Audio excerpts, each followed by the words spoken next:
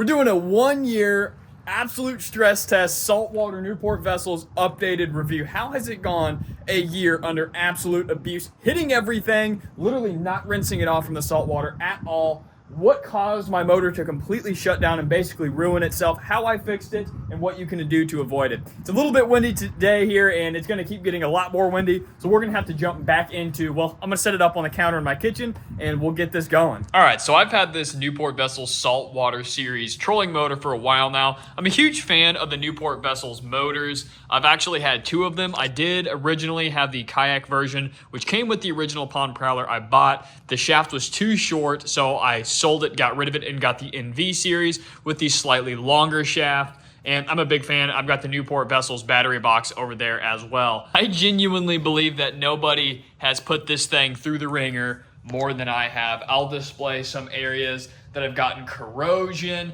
And when I first got it, you know, it's a saltwater trolling motor. I didn't really think about rinsing it off after I used it in saltwater. So there is quite a bit of corrosion. And at this point, I was just curious how it would hold up. So I just still never really rinsed it off. Obviously, I bought a bunch of autopilot kayaks for the kayak charter. Those motors are $2,000 a piece, let alone the kayaks themselves. So yeah, I rinse all those off now, but not this guy. So it's actually been really, really impressive, you know, using it 3, sometimes 4 times a week, using it in the salt, not rinsing it off, having this entire build along with it, which is a whole different thing. This right here, I actually broke my transducer cable because it is attached to it. So everything moves around, it gets broken, just is what it is. So no one has put this thing through the ringer more, and I'm gonna run through every detail and show you exactly how well it's held up. I've got it mounted to my deal here. There is hurricanes way out in the Gulf, making it just dreary and windy and randomly rainy, but I wanted to make this video to you. So yeah, this I've made some mistakes with this motor. Number 1 is not rinsing it off after every saltwater use. That was mistake number 1. Number 2, I trailered it down the highway attached to the transom of my boats. That was another mistake, a thing that a lot of people do. I see in the Tiny Boat Talk Facebook group, and it just comments on this channel. That was another mistake I did. Another one was not protecting the breaker here. So I've already had to replace that breaker. I've replaced a lot of things. I've replaced the Garmin power cable. I've replaced the breaker on this. So that was another mistake, was not protecting that from the water.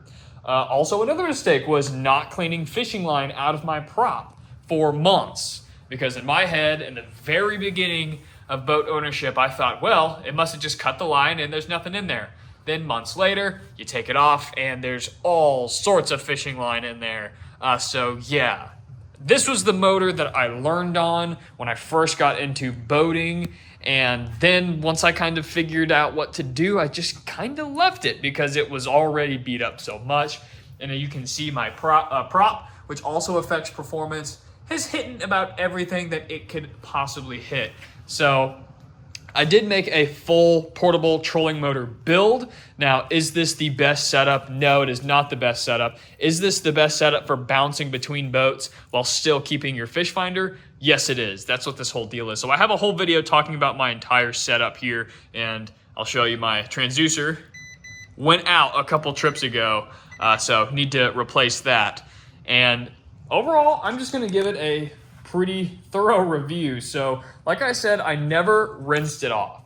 So coming in from salt, even though it's a saltwater motor, you still need to rinse it off. So we are gonna open it up, check the inside. I haven't checked it in probably a couple months, but as you can see, all of that corrosion starting to happen, and I'm going to clean this bolt off a little bit and do some maintenance. But overall, that is corroded pretty good. Coming up into here, we've got some corrosion right here, not bad at all. That's actually going to be really easy to clean off. I have a gun cleaning kit for my guns, and I actually use them on my batteries and boat stuff a lot because there's wire brushes. So I'm going to wire brush that off and spray Corrosion X all over everything. The shaft is pretty beat up, but honestly, if you rub it with water long enough, most of that comes out, but that just goes to show how much I actually use it. Other than that, I think that's really The only corrosion issues we've had is just down there. I'll also show you where the paint is chipping off down here. Another result of not washing it off. So the paint's starting to bubble down there, kind of around the foot up in here. The rudder hardware is doing really good, but as you can see, definitely some corrosion. Now let's talk about the noise. It still spins good. Even through all the fishing line, all the corrosion, all the crap, it still spins good. Now this is a cheap motor. It's not the quietest even from the factory. And after all this abuse, it's still, you know, it's a little louder than it was. It never was totally quiet, but take a listen.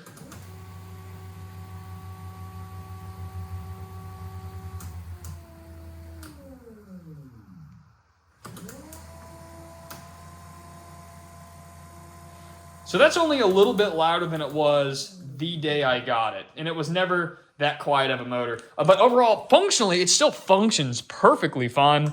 I have not lost any power, any thrust, any speed. And overall, it's actually doing really, really well. Now, another mistake that I made, and a key component of this that I broke, was the directional lock. Okay, so it's over there somewhere in my pile of boat parts, but there is a little collar that goes behind this directional lock right here. And that collar is what keeps it. You tighten the direction. So like, for example, if you tighten my directional lock, it does absolutely nothing because there's no collar in there to pinch down on the shaft of the motor, which basically means this thing spins willy-nilly whenever it wants, which means when you're going, reversing or going forward, you can't just turn it in one direction, tighten it, and leave it. It's always loose. There's no tightening this.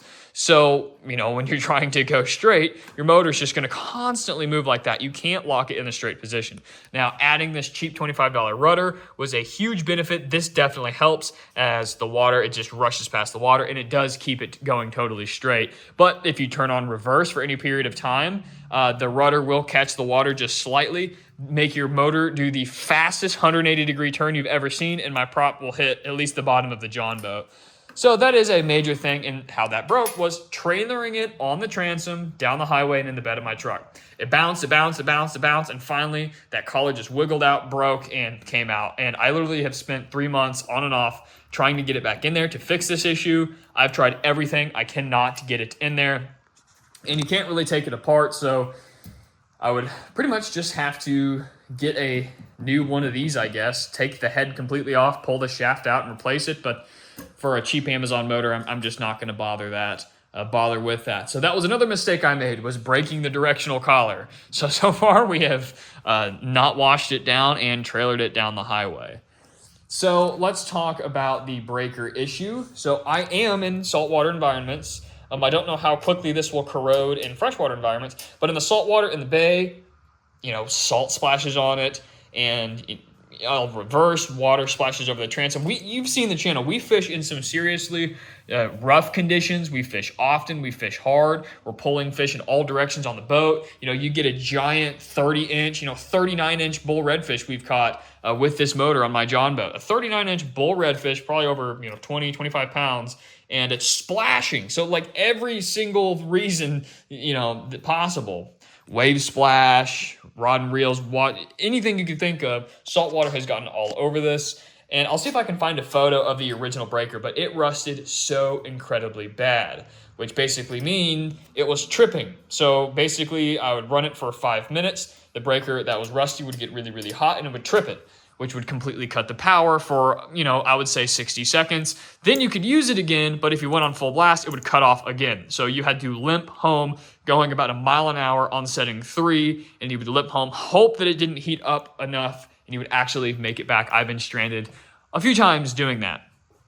But that's just because I'm in a saltwater environment, and there's not a great way to protect it other than spraying it with a product called Corrosion X, which is going to help mitigate that. But this breaker was only a $35 part and a super easy fix. So as you can see, I have broken a lot of things between this fish finder and this motor, just kind of learning, being in the elements, using it absolutely nonstop. And I forgot to mention the main reason I don't wash it down is because I live in an apartment, so I don't have access to a garage or a hose or anything like that. So I just never really thought about it. But now I go through boat washes and pay for that and do that whole thing, which is a hassle, but is what it is. Okay, so finally, not finally, we still got more issues, the fishing line. So what I'm going to do real quick is I'm actually going to attempt to take the prop nut off, open it up, and we'll see what's inside. There should not be any fishing line in there, but there might be. So I'm gonna see if that comes off, and we'll see what it looks like. All right, so I just opened it up. It actually took me a minute, man. It was really corroded. It was hard to get off, and it's probably time for a new prop. So now I know that I need a new prop, a new washer. The nut's fine, but when I opened it up, yeah, you can kind of see it a little bit. This was actually bent way in. This prop pin was bent way in, and I actually just bent it out. So before it was not coming out, now it comes right out because it's nice and straight. But I'm going to get a new prop pin, and overall in here looks pretty nice. I'm gonna clean it up, I'm gonna grease it up and make sure it's all nice and work on what I can work on until I get some new parts. But you can see it was hard to get off. It was like corroded on there. That plastic prop was really corroded on there. But overall, still spins good. It's just the outside that's looking rough. We got a little bit of rust in there. Need to get some corrosion X all up in here. So I'll do some maintenance, but actually doing pretty good. I'm surprised. I had a suspicion that prop pin would be bent. Now that it's straight, should be a lot better, but it is going to be weaker, so I'll replace it. But overall, pretty impressed with it. Get a better look at this prop here. So if you get any chips or dings or anything like that, it's always best to get a new prop. It looks like the tips on that one's chipped off. But that's to be expected, and these things aren't really that expensive at all. In fact, all my kayaks actually have, replacement props for that because it affects the performance. But there you have it. Actually looks pretty decent inside there. So as you can see, this thing has been put through the ringer. It has been absolutely abused, mistreated, and used on so many adventures. But if you want to have the most life, make sure you always wash it down, you open it up, you maintain things, make sure nothing gets corroded, spray it with Corrosion X, keep everything greased up, replace your prop when need to, and make sure you have a straight prop pin. Don't trailer it and break the directional collar, but I have to give this motor a glowing review. You guys have seen the torture that it's been through, and at a certain point, I was just complacent because I was like, this thing is just bulletproof. It's a cheap motor. Who cares? If this motor costs $180 and my other motors cost $2,000 a piece, I'm a little bit more motivated to maintain those. But yeah, we got some work to do, but it still works. I mean, you guys have been watching the videos. We took the John boat out the other day, and it's just flat out still works. This motor is a tank for the price. Very impressed. And I will link it in the description below. I have a separate video talking about all the different components, including the fish finder mount, how I did the transducer, as well as the rudder. All that will be linked in the description as well. But I recommend checking out the full video. Overall, I gotta give this motor a thumbs up, man. Even through all my abuse, I cannot believe it is still running how it's running. All right, I'm gonna do some maintenance. And I got to give this one a thumbs up.